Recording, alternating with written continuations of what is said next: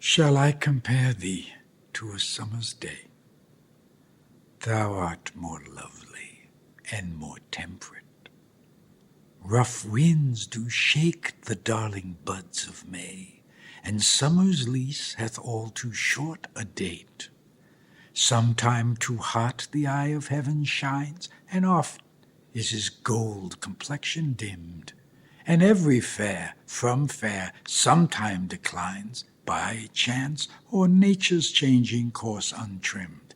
But thy eternal summer shall not fade, nor lose possession of that fair thou owest.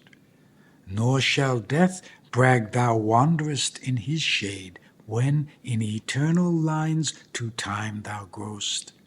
So long as men can breathe, or eyes can see, so long lives this, and this gives life to thee.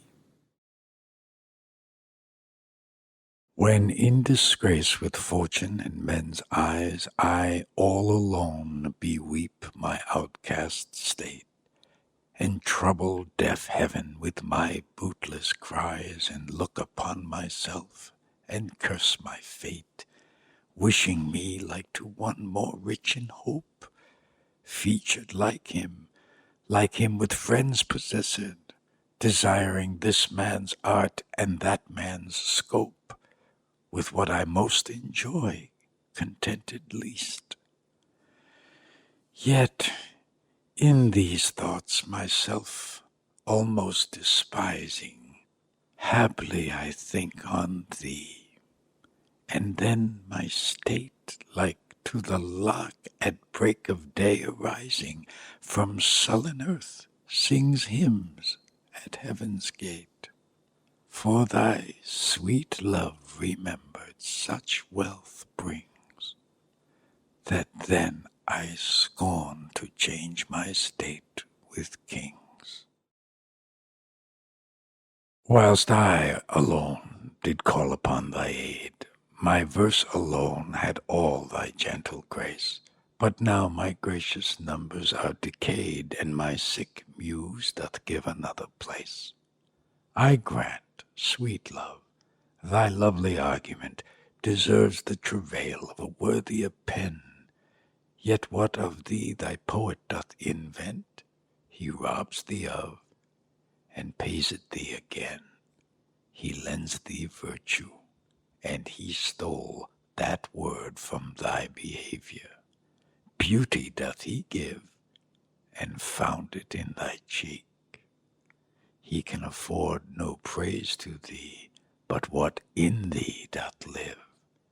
Then thank him not for that which he doth say, since what he owes thee thou thyself dost pay. Or I shall live your epitaph to make, or you survive when I in earth am rotten.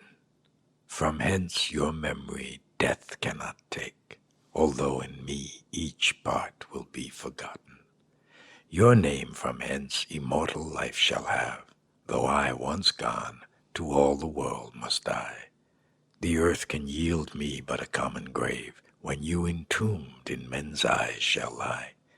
Your monument shall be my gentle verse, which eyes not yet created shall o'erread, and tongues to be your being shall rehearse when all the breathers of this world are dead.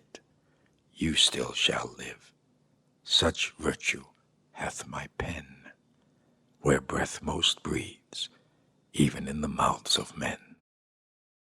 Oh, from what power hast thou this powerful might, with insufficiency my heart to sway, to make me give the lie to my true sight, and swear that brightness doth not grace the day?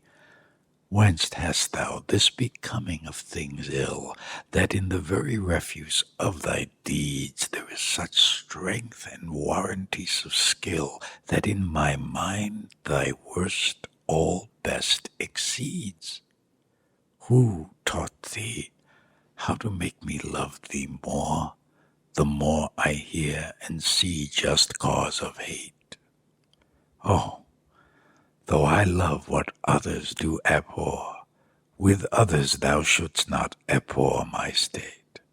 If thy unworthiness raised love in me, more worthy I to be beloved of thee.